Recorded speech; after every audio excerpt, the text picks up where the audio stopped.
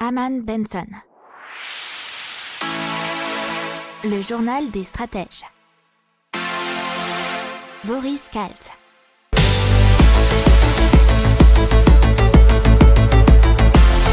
Bonjour à tous, vous écoutez le journal des stratèges, l'intégrale écho de la semaine du 15 au 19 février.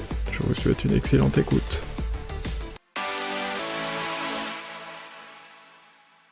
Un petit mot sur Bruno Le Maire et ses paroles sur la dette, qui nous dit qu'effectivement une dette ça se rembourse, et il nous dit surtout que si vous voulez que les gens continuent à vous prêter de l'argent, il faut leur donner une garantie, et la seule, c'est que vous les rembourserez, ce qui paraît assez logique.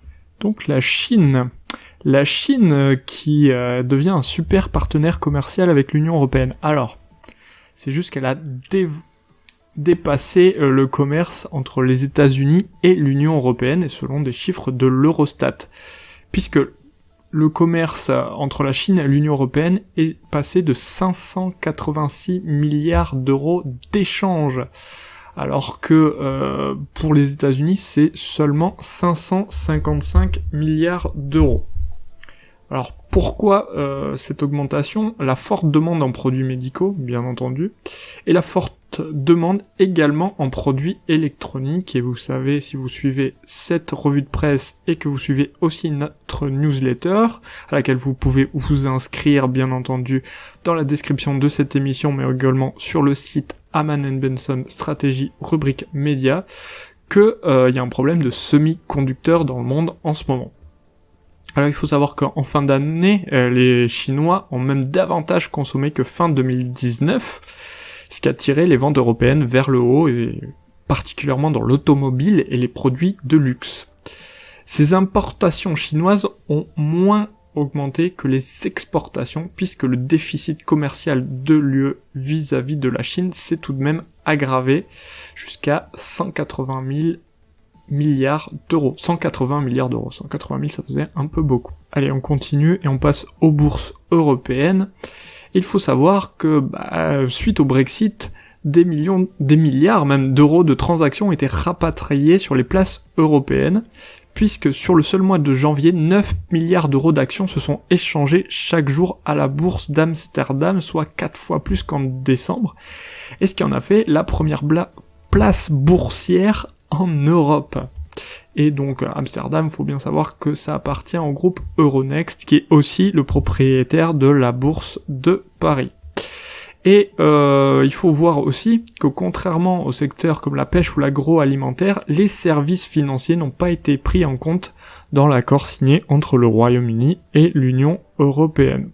Et donc le Brexit oblige les investisseurs européens à effectuer leurs transactions au sein de l'Union, d'où Amsterdam. On continue avec la consommation énergétique des logements qui sera plus précise à l'achat ou la location à partir du 1er juillet donc de cette année 2021, puisque deux nouvelles informations vont faire leur apparition à partir du 1er juillet 2021. Vous aurez le niveau d'émissions de gaz à effet de serre, mais aussi une estimation de la facture annuelle d'énergie. Il faut voir qu'à partir de ce 1er juillet, il sera possible de faire un second diagnostic, puis de se retourner contre le propriétaire du bien loué ou acheté, s'il démontre que le premier était faux. Le propriétaire pourra également se retourner contre l'entreprise qui a réalisé ce DPE. Les victimes pourront demander réparation, d'abord lors d'un arrangement à l'amiable, puis si nécessaire via une action au civil. Et on va vous donner quelques chiffres du Portugal, et plus particulièrement du tourisme, qui s'est effondré de 75,7% par rapport à 2019, donc en 2020, à 3,99 millions.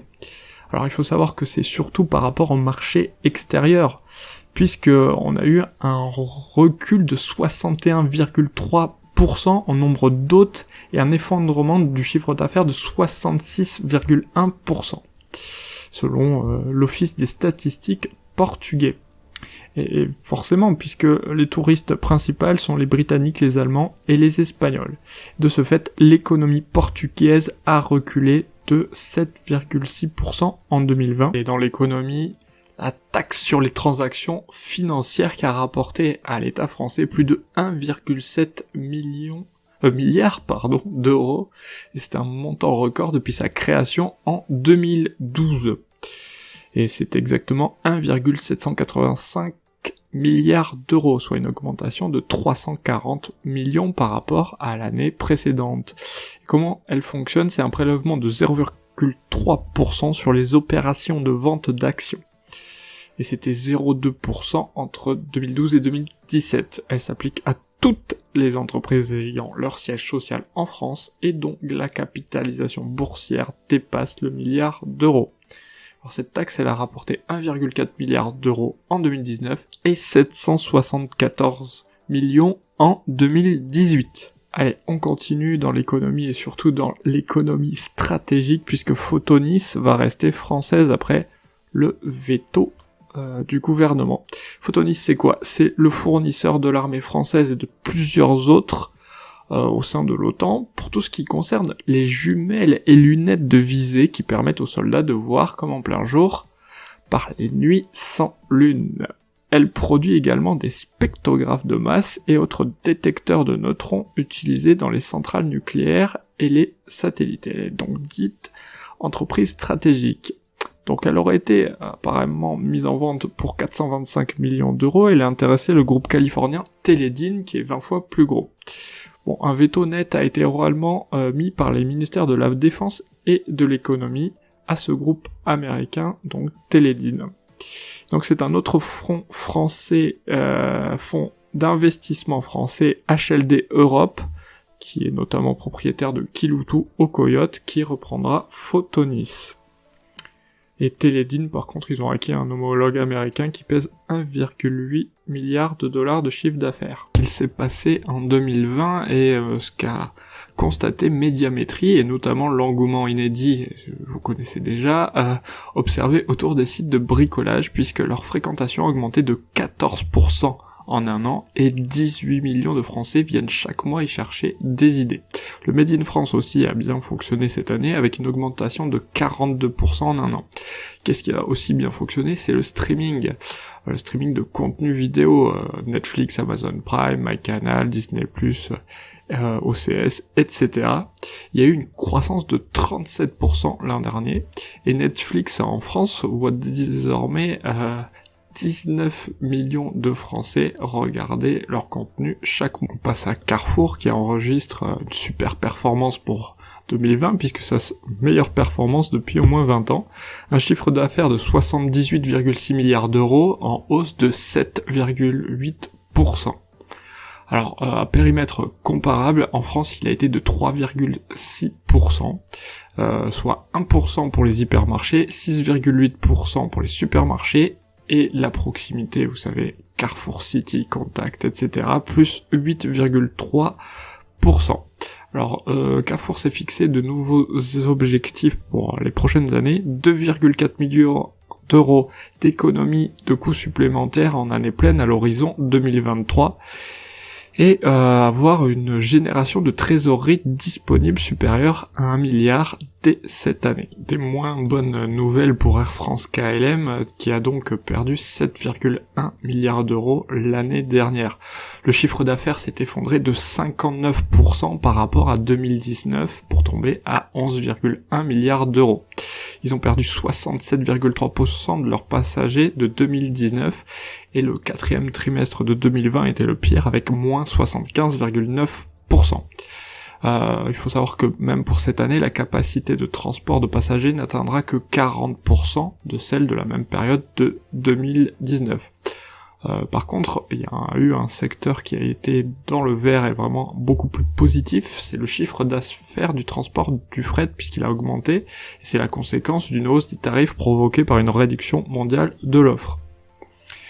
Le plus gros problème, c'est la dette qui a quasiment doublé pour Air France KLM et elle va atteindre 11 milliards. Et donc on revient sur l'affaire GameStop et apparemment le système financier a frôlé l'effondrement. Apparemment, nous nous sommes dangereusement approchés de l'effondrement de l'ensemble du système et le public semble l'ignorer complètement, y compris le Congrès et les régulateurs. C'est ce qu'a dit Thomas Peterffy, fondateur et président de l'Interactive Brokers Group Inc. Selon lui, Les protocoles existants autour de la vente à découvert peuvent conduire à une calamité sur le marché boursier parce que, dans un certain nombre de cas, les actions de la société visée par les vendeurs à découvert dépassent le total des actions en circulation. Donc, lorsque le prix augmente, les vendeurs à découvert se mettent en défaut sur les courtiers. Ces derniers doivent en conséquence se couvrir, cela augmente encore le prix, donc les courtiers se mettent en défaut sur la chambre de compensation, et vous vous retrouvez avec un désordre complet qui est pratiquement impossible à régler. C'est donc ce qui a failli se produire selon